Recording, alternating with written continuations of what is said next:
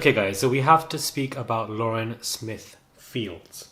Lauren Smith Fields, guys, this story is going viral right now, similar to the Gabby Petito's story, and I've seen major TikToks on it, I've seen other videos on it, articles on it, and I feel like we need to discuss this here as well. Hey guys, it's Murad Murali back at it again with another video. If you have not subscribed, it is daily and consistent, guys, 24/7 content. And let's get straight into this video. Now, what happened to Lauren Smith Fields in her apartment with this particular man? Now, this particular man, who is an older white man, not, really old, he's just really in his mid-30s. I wouldn't even consider that old, to be honest with you anyways, but there was an age difference, let's just say, between these two individuals. And of course, he came over to her apartment. That better be the police over to his damn house. But anyways, it's a very serious story and it's very troubling. And I do feel like it's a very corrupt system that have been dealing with this entire situation. So Lauren Smith Fields was found unresponsive in her Bridgeport apartment on December the 12th after she met an older white man on the dating app Bumble. The man, who has not been named, reportedly contacted police about Smith Fields' death, and he was not detained. Detained for questioning. Now, the reason for why he was not put into questioning is simply because he was seen as a nice guy by the police. What individual who is dealing with a case where somebody has passed away looks at somebody and says, you know what, you're a nice guy, it's good, goodbye, and then they're gonna cover this whole situation up? This is what we call white male privilege that we are seeing here, and we're seeing basically a black woman who has passed away and her life has been absolutely gone. The interviews that I've seen with her mother, looking absolutely shocked and shattered by this entire story. It's incredibly sad to see, and the fact that the police are not actually investigating it because he is a nice guy is awful. This is just one of many stories, guys. Smith Fields said the family had to deal with a very insensitive, condescending and arrogant detective. So the police or detective that were dealing with somebody who had passed away in their family, they are arrogant towards them. But towards the guy who allegedly could be a suspect by killing somebody, they left him alone because he's a nice guy. Are we seeing the stark comparison here that we're seeing with how police are dealing with two different set groups of people? Smithfield's mother reportedly wrote a letter to the Bridgeport Police Department about her daughter, but they never responded. She was sent a very well detailed email, but that was never received with any response. The city's medical examiner has not yet revealed the cause of Smithfield's death. The family has reportedly paid for an independent examination as well. Without a doubt, we know that my daughter was not a drug user, and I had a second autopsy myself paid out of pocket because we felt so uncomfortable with the way it was handled, Smithfield's father said. Now, let me repeat that for you. The father is saying, we know that my daughter was not a drug user. Please retain that information. Some reaction on social media has noted that white privilege is the reason why the police so far don't consider this mysterious white male a suspect. I feel like that is most definitely a variable in this entire situation for the police department to not be taking this seriously. And it's just awful. Now, what is interesting about this is after the immediate shock of learning of her daughter's death and gaining access to her apartment, the mother, this is where it gets really weird. Really weird. The mother said she noticed immediately the police had not collected some of the evidence. They're not dealing with this case in any way of handle and care because they don't care about it. They just think, let's leave the white man or whatever, because there's a huge amount of racial disparity in the US, and, we can just cover this up like we have done with many other deaths because this is just the system and it works like this. She said that she noticed inside her daughter's bathroom, she found a condom with semen inside, which is obviously, the guy's, allegedly. Elsewhere in the apartment, she found a pill that the family believes could be a sedative. Now, again, why would this particular guy have pills if he doesn't do anything of that nature, assuming that this is obviously not anything related to medicine?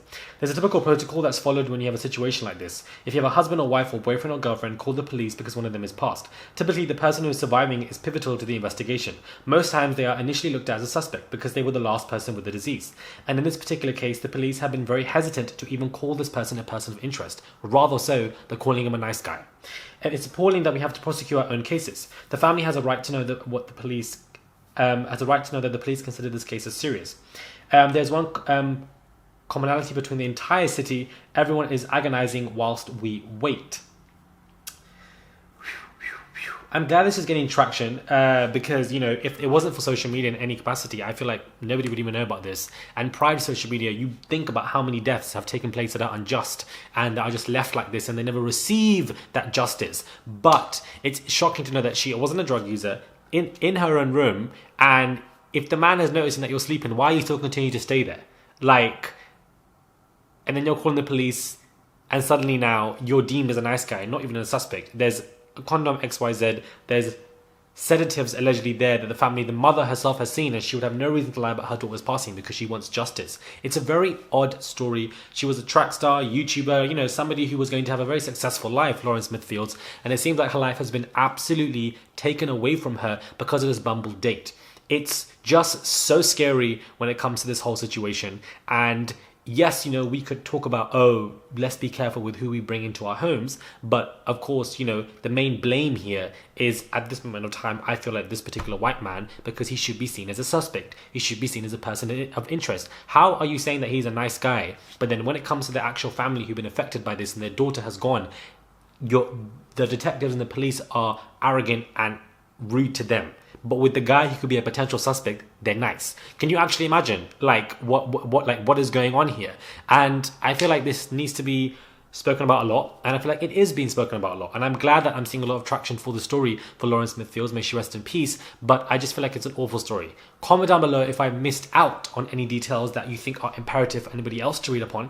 Maybe you guys don't know about what's going on, and now you guys do. But I feel like it's a very important story. There's been many of these that are just very odd that we've seen throughout the US and the UK, to be honest with you, and hopefully the family receive some justice, because this man is definitely a suspect to me, and I find him to be very suspicious. And the police system, guys, is so corrupt. They're so corrupt, so corrupt, so corrupt. It's not about diversity and putting in people to the system. You know, you need to drag this system and bring it to the ground and build a new system. That is just how it should be, because it's corrupt and it's favored white counterparts, whether they be female or male. That is the facts. That is the statistics, that this is who it favors. And it's very unfair what is going on in just so many brown and black individuals who are put in these systems, in jail in these systems unjustly, thrown away in these systems unjustly, or are put in positions where they suddenly pass away in mysterious cases, and they're just left like that because they're just simply not cared about. And this is why I like social media, for stuff like this, to raise awareness for injustice and for the fact that, you know, people do deserve justice for their passing, their death. Like, I'm not going to put in the videos, guys, of her mother crying, but they are absolutely awful to see. The fact that they have lost their daughter, and the fact that they're sending up letters and the police are not even being helpful to them. Imagine what kind of pain you're going through. You're not even going to go sleep. You will, like every other night, you can't sleep. Nobody should bury their child. I just did a video on this about Regina and Sinead both losing their children. I'm just seeing a lot of parents losing children, and it's such an agonizing feeling that I can't comprehend, and I wish that on nobody. But this whole story, to me, does not add up. I find it to be very suspect, and I feel like, you know, this man is it's just a very weird situation, because how else would she suddenly pass away when he was the only man in that room? And for the fact that he was deemed as nice, not even for the blink of an eye to be seen as a person or a suspect, is insane. It just shows you how much the system favors white people. It is absolutely insane. We have to raise awareness for this in any capacity, because if we don't, who will? Who will? Let me know what your thoughts are, guys. Subscribe to the channel, click that button.